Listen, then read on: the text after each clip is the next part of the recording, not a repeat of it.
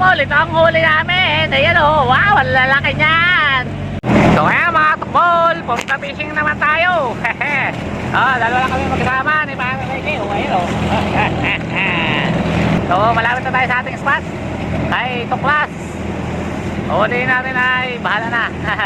Kung anong mahuli mamaya, abangan nyo na lang mga tukmol. Okay, right. Okay mga tukmol, andito na tayo sa spot. Ayan, medyo dilim na. So maghuli muna tayo ng pamain. Magtatangkab tayo ngayon. Tangkab yan, ayan o. Kaya lang, medyo may problema tayo. Yung isang bangka ay malapit sa atin. Nag-istampera na nga lang tayo para makaiwas. Titingnan natin kung saan ang palad, kung palaot baga sila o ano, para makapagtapat tayo ng bangka. Okay, right. Night fishing tayo ngayon, night fishing. Oo, night fishing tayo ng mga tukmol.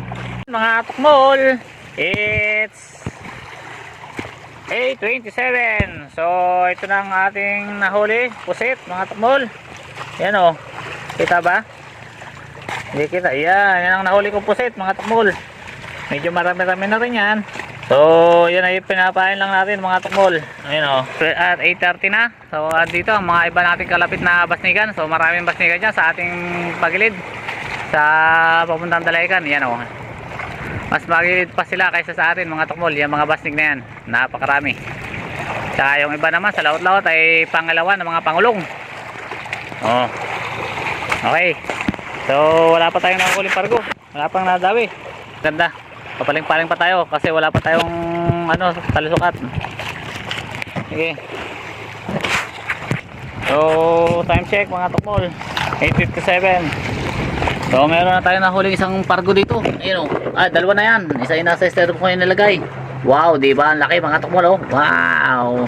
So magantay pa tayo ng dawi. Meron pa siguro susunod yan. At sana meron pa susunod. Okay, alright. Malaki-laki din yan ang pargong nahuli natin. Ayun o, hindi ko nga lang na-video at walang mag-video mga tukmol. Check. It's 4:26. So ito yung ating huling pangos, pusit. Ayan, mga pinamain na natin yan. Medyo malabo na nga lang. So may nahuli-uli tayong isang pargo. Ayan o, ayan o, ayan. Hindi ko lang na-video mga tukmol. So buhay pa yan o.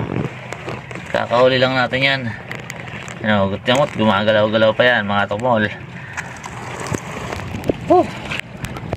Bali, tatlo na ang huli natin yan. Nasa styrofoam na yung dalawa. So dadagdagan pa natin yan mga tukmol. Okay, alright, para na Reke. Sarap pa na tulog. At payat eh, ilang araw nang straight yan laot.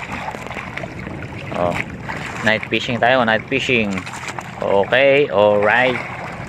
Tayo mga tukmol, nadagdagan na naman tayo ng isa. Ayan, dalawa na sila dyan. Medyo malaki-laki yung ating panghuli, yung huli natin ngayon. Hahay, malaki-laki yan mga tukmol. Maganda-ganda yan. Ayos na yan. Mga dalawa pa, pwede na. Hahay. So ayun mga tukmol, may bagong huli na naman tayo. Ano?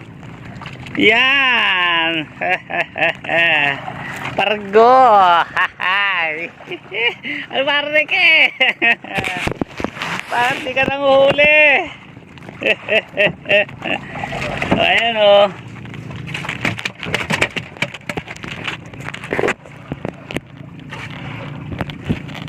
Ayan, bagong dagdag na naman. Tatlo na yan mga tukmol. Bali 5 na yan lahat. Hehehehe. Awat pa yan, makakaisa pa tayo. Pain ulit tayo. Pain. Makakaisa pa yan.